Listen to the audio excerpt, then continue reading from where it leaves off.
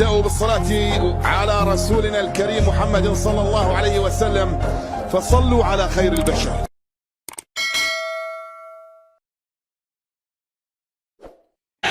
اللي مستبعد من هذا اللقاء من ناحيه شمال عدنان تجدوني، حطها حلوه قوي للمنطلق من خلف عبد العزيز براده، خطيره خطيره خطيره، والهدف الاول في الدقيقه الاولى براده، الهدف الاول في الدقيقه الاولى براده، عبد العزيز براده، هدف مبكر جدا جدا جدا، اقول اسرع هدف ربما في تاريخ البطوله، في الثانيه 30، في الثانيه 30 انطلاقه قويه قويه قويه قويه من عدنان تجدويني من ناحيه الشمال، يوصل لغايه خط المرمى ويلعبها لتحت في اتجاه هذا اللاعب عبد العزيز براده، يحطها ببطن رجله على الشمال. احمد الشناوي لا يسأل عليها قطعا اطلاقا اطلاقا، كان لابد ان يبقى في تاكلينج اسرع من كده، ولكن هي كرة القدم. ادي الانطلاقة القوية، وصل للمرمى، سابه حجازي، دخل حطها ارضية، غير مراقب اطلاقا براده في مكان الحقيقة روعة الروعة. هذه انطلاقة اللاعب رقم 7 سفيان البيضاوي اللي اخذها من اللاعب عدنان تجدوني، يحطها ارضية جميلة جميلة جميلة لعبد العزيز براده، غير مراقب اطلاقا، واقف لوحده تماما تماما تماما في حراسة 2 من مدافعي المنتخب المصري، يحطها ببطن رجله على شمال الحارس. والهدف الاول للمنتخب المغربي في خطر جدا جدا، موقف 1-1 منتهى الخطورة، خلي بالك يا معوز، والشناوي والهدف الثاني، والشناوي والهدف الثاني، والشناوي والهدف الثاني لنفس اللاعب براده، لنفس اللاعب براده. بقول لحضراتكم هم بيبطلوا الهجمات المرتده السريعه، وهدف يعني اقول ايه مبكر جدا جدا جدا جدا الاول، ثم الهدف الثاني ايضا مبكر جدا جدا.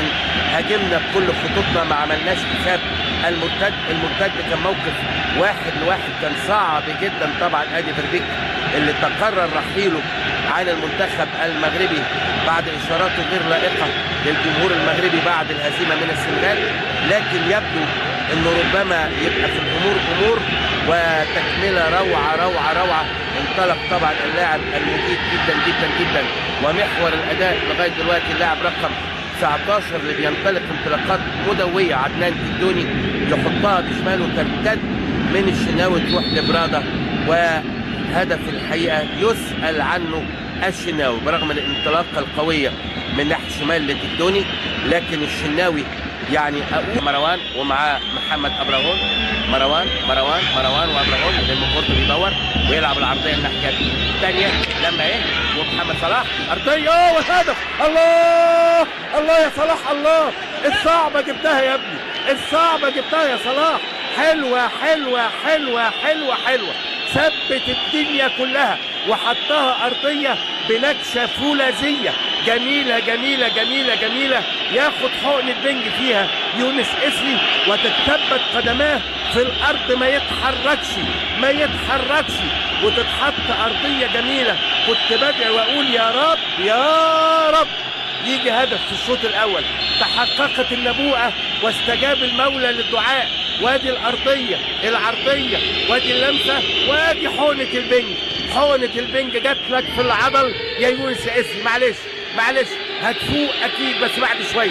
جميله جميله جميله جميله، محمد صلاح في الدقيقه يتعامل مع كيف اراد جهاد خالد كركيش يسير في طريقه نحو اولمبياد لندن عام 2012. يلا سفيان البيضاوي، سفيان البيضاوي ممتاز، يلا كره ممتازه، يلا الكره تسدد، يلا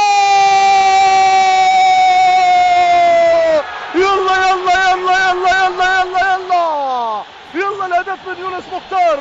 تابعناه باهتمام كبير بملعب مراكش الدولي، هو يتحول لاحتفالية رائعة جدا بالملعب الدولي بمدينة مراكش.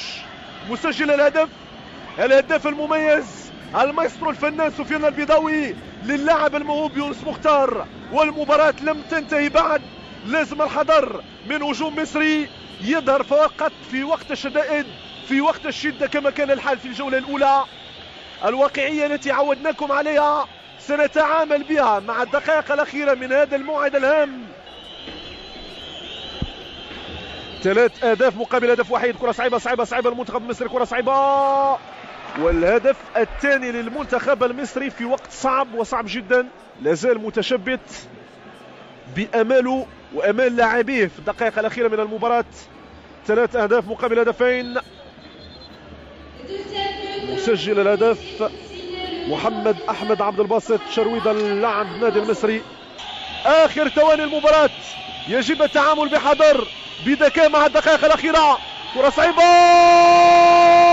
ألف ألف ألف ألف ألف ألف ألف ألف ألف مبروك، ألف مبروك لهذه المجموعة بالتأهل للمباراة النهائية والأولمبياد لندن عام 2012.